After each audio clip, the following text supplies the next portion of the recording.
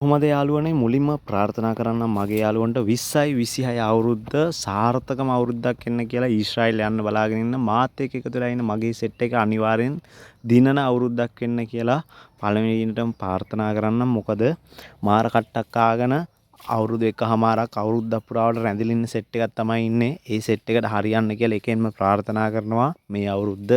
ඒ වගේම හරියනවා කියන විශ්වාසයත් මං ඇතුළුව ඔයාලගේ හිතෙත් තියෙනවා කියලා මම දන්නවා. එතකොට මේ අවුරුද්දේ අනිවාර්යයෙන්ම සාර්ථක වෙනවා. මොකද ඇග්‍රීමන්ට් ලැබෙමින් පවතින්නේ. දැන් ආපු ඇග්‍රීමන්ට් සෙට් එකම යන්න පිටත් වීමට සූදානම් ඉක්මනටම ඒ සෙට් එක අනිවාර්යයෙන්ම සති දෙකක් වගේ ඇතුළත මේ සෙට් එක ඔක්කොම යනවා. මොකද ඇග්‍රීමන්ට් ලැබුණා විශාල ප්‍රමාණයක් ඉදිකිරීම් ඇතුළුව. එතකොට ඉදිකිරීම් නිෂ්පාදන යටිතල පහසුකම් හෝටෙල් යන අංශවලට තමයි ලැබුණේ.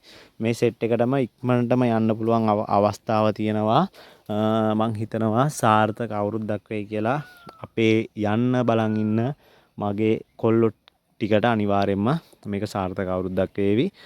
ඉදිරියේදී මොනවාද ලැබෙන්න තියෙන රැකියා කාණ්ඩ කියලා අලුත් සෙට් එක අහගෙන ඉන්න. එතකොට නව රැකියා මොනවද තියෙන්නේ? ඒ වගේම ඉදිරියේදී ඇග්‍රීමන්ට් ලැබෙන්නේ කොහොමද කියන තොරතුරු තමයි අද කතා කරන්නේ.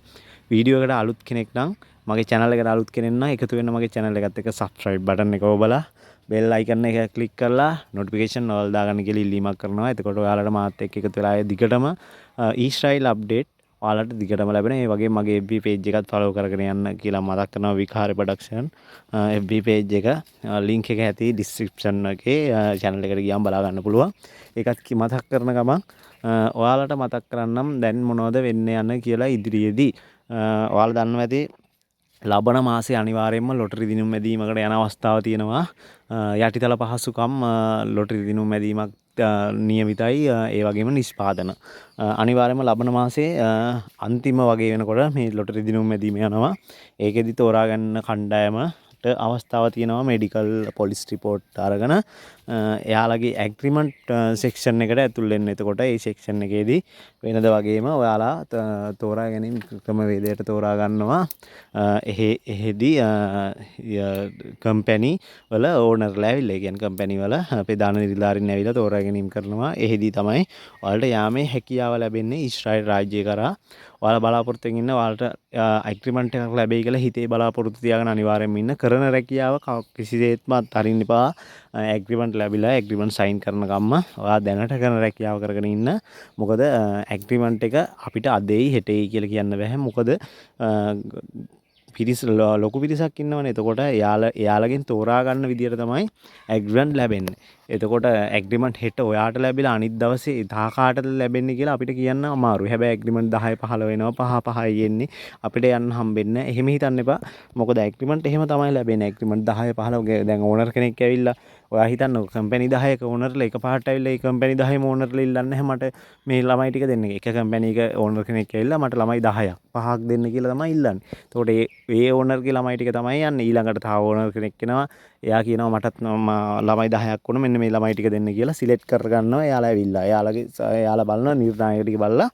එතකොට මෙන්න මේ අය තෝරාගන්න කියලා තමයි තෝරාගන්නේ. ඒක නිසා ඔයාලා හිතන්න බෑ එකපාරට 100ක් 200ක් කියලා එයි කියලා. එහෙම එන්නේ නැහැ කවදාවත්. එහෙම එනවනම් ලොකු කම්පැනි එකක් වෙන්න ඕන. ලොකු පුරප්පාඩු සංඛ්‍යාවක් තියෙන්න ඕන. නැත්නම් අලුතින් ඕපන් කරන කම්පැනියක් වගේ වෙන්න ඕන. එහෙම වුණොත් නම් ලොකු අවස්ථාවක් තියෙනවා. එහෙම වෙන්නත් පුළුවන් අවස්ථාවක් වැඩි. හරිද? මොකද නව රැකියා 3,30,000 දෙන්න තියෙනවනේ. ඒ කියන්නේ නව කම්පැනි බොහොම ප්‍රමාණයක් විවෘත වීමට නියමිතයි. ඒ වගේම තමයි ඉදිකිරීම් අංශයේ ඉදිරියේදී රැකියා බොහෝ ප්‍රමාණයක් එන්න තියෙනවා. මොකද හේතුව ඊශ්‍රායලයේ මේ වෙනකොට ඉදිකිරීම් අංශයට ලොකු පුරප්පාඩු ප්‍රමාණයක් තියෙනවා.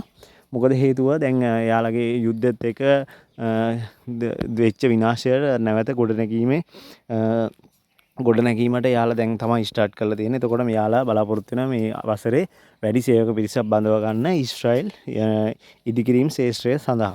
එතකොට ඒ වගේම තමයි හැම අංශයකම හොටෙල් ඒ කට්ටිය සංචාරක කර්මාන්තයක් දියුණු වෙන්න හොටෙල් වගේ දේවල් ඒ කට්ටිය දැන් ඒ කියන්නේ එයාලගේ හොටෙල් කර්මාන්තයක් දැන් වැඩි දියුණු කරමින් පවතින්නේ. මොකද එයාලට යුද්ධෙත් එක්ක අහිමි වෙච්ච පිරිවැය හොයාගන්න දැන් එයාලා ක්‍රියාමාර්ග ගනිමින් ඉන්නේ. මැද පෙරදිග මේ වෙනකොට පොඩි ගැටුම්කාරී වාතාවරණයක් තිබුණත් කිසිසේත්ම ඊශ්‍රායලයේ ඒක ඒක එයාලගේ පසුබෑමක් ලෙස ගන්න නැහැ. එයාලා හැමතිස්සෙම පොසිටිව් පැත්තෙන් හිතන රටක්. ඒක නිසා ඔයාලා පසුතැවෙන්න එපා. ඇග්‍රීමන්ට් ලැබෙන එකක් නැහැ මේ ඊශ්‍රායෙල් වල මැද පෙරදිග වල ගැටුම්කාරී තත්ත්වයක් උදා වුණොත් කියලා. ඔයාලා මතක දන්නවා ඇති.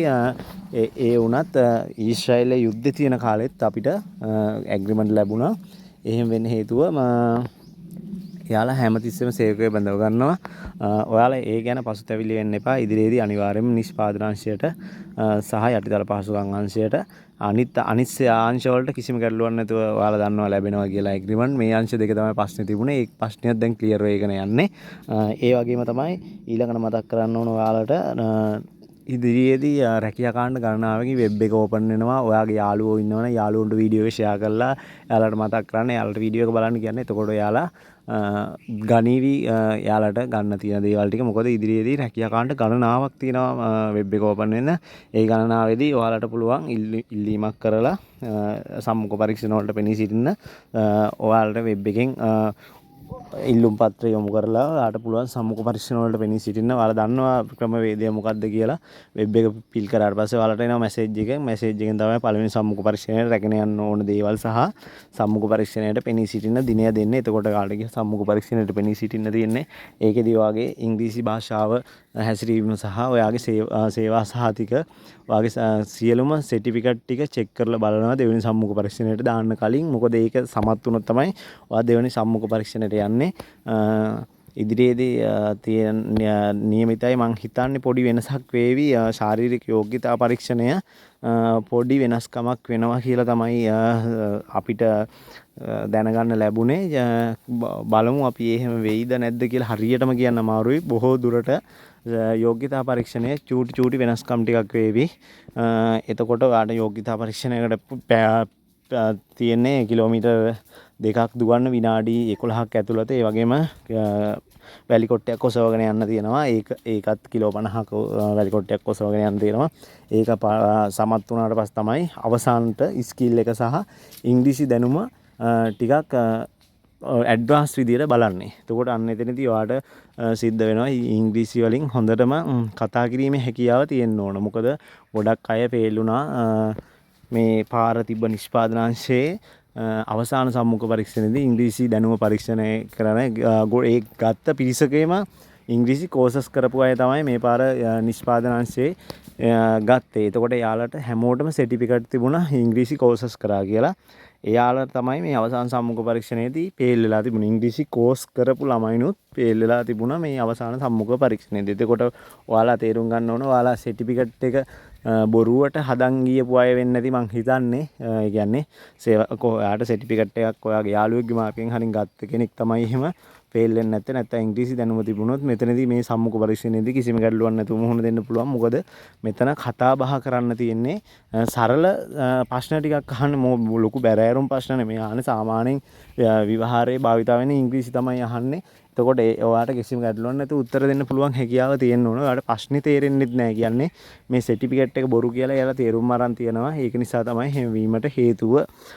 ඔයාලට මම ඉදිරියේදී තව රැකියා කාණ්ඩ ගණනාවක් ගැන තොරතුරු ගේන්නම්. අලුතෙන් ඊශ්‍රායල් යන්න බලන් ඉන්න කට්ටියටත් කියන්නේ channel එකත් එක්ක එකතු වෙලා හිටියොත් ඔයාලට මම අලුත් අප්ඩේට් ටිකක් ගෙන එහෙනම් අදට වීඩියෝ එක නවත්තනවා. හැම කෙනෙක්ටම බුත් සරණයි.